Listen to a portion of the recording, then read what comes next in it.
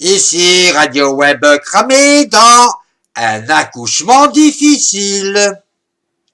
Ce que je vais vous raconter, c'est le long cheminement d'un embryon provenant le plus souvent de l'ennui généré par la profession de député, de gens qui veulent se faire remarquer et mettre leur nom en bas d'un document qui a de grandes chances de nous priver encore un peu plus du peu de liberté qu'il nous reste. Ou encore pire, sous le coup d'une actualité brûlante et de la demande insistante de cette population qui n'est plus capable de se prendre en charge et qui se tourne vers l'État au moindre problème rencontré. Donc, cet embryon prend de l'âge, grossit et s'épanouit au milieu de cet univers intra-utérin que la coutume nomme le Parlement. Avec cette particularité que s'il a un frère jumeau, ils s'accouplent entre eux pour ne faire qu'un, et ainsi forcer cet utérus où l'attendent, non pas la salle d'accouchement, mais le gouvernement. Et c'est la présentation de cet accouchement, expliqué par le ministre lui-même, n'ayant rien d'autre à faire. Fanfaronnade et pitrerie en composent le menu de cet entremêlement des plus farfelus, prouvant encore une fois à ce peuple ébahi que ben oui, ce gouvernement travaille, malgré toutes ses ripailles. Puis vient le temps, contrairement à ce qui se fait naturellement, du retour de ce bébé dans le ventre de cette mère adorée. Et si vous m'avez bien suivi jusqu'à maintenant, vous savez parfaitement que j'évoque le Parlement.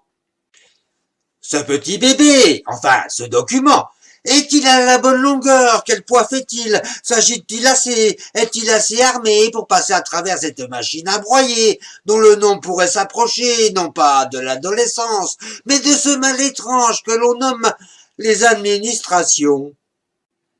Et déjà l'on ergote, l'on rabote, on mégote sur ce prototype à peine éclos, dont la couleur, rose ou bleue, n'étant encore même pas définie, puisqu'elle met en sursis certains de ces soi-disant érudits, contestant le genre auquel elle se marie.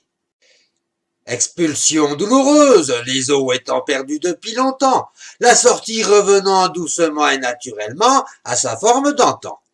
Petit couinement, puis fracas étourdissant, comme savent si bien le faire nos médias complaisants. Voici qu'un autre parcours l'attend. Et c'est le temps de l'adolescence, ce long tourment qui devrait mener à la maturité, mais dont les fuites sont fréquentes. Tout dépend si ce bébé a été sorti naturellement ou extrait par césarienne, vu l'urgence de la situation correspondant à une dégradation et de la précipitation d'événements qui l'ont vu naître et dont certains vont se repaître. Bien souvent, son sort ne dépend que des événements.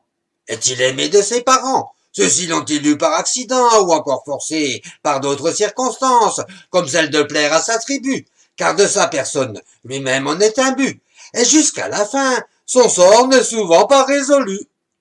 Ses parents, enfin, ce gouvernement, a l'esprit tellement tordu que jusqu'au dernier moment, n'accroche pas de ravageurs pour se venger de ces baigneurs non désirés, à la poubelle vont le faire passer.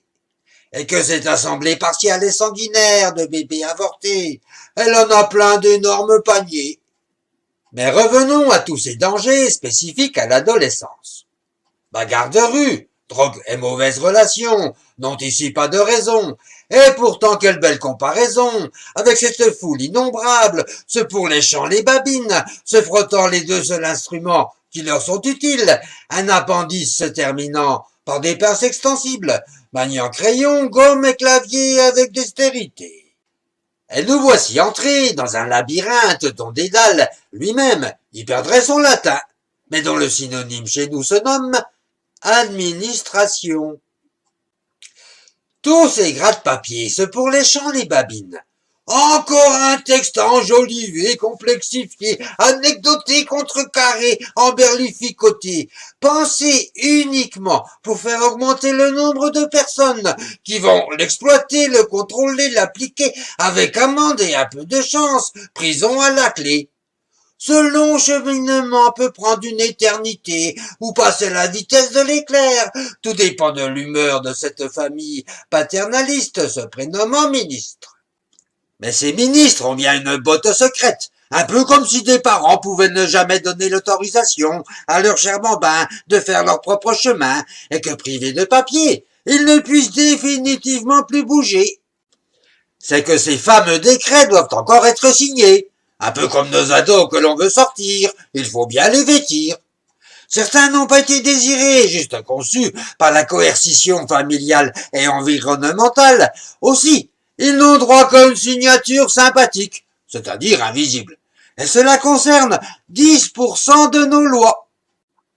D'autres font face à la nonchalance de leurs pères respectifs, car un ministre préfère briller dans un cocktail plutôt que de signer des décrets, dont pourtant il était si fier d'usurper la paternité.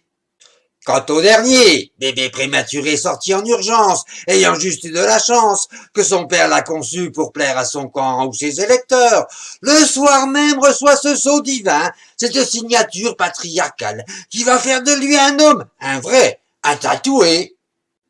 Mais pour terminer cette comparaison, dont la folie me fait grimper au plafond, disons que certains ados finissent mal, très mal, et que ces lois, poussées trop vite ou délaissées, finissent elles aussi par créer plus d'effets pervers que le bénéfice que l'on pourrait en tirer.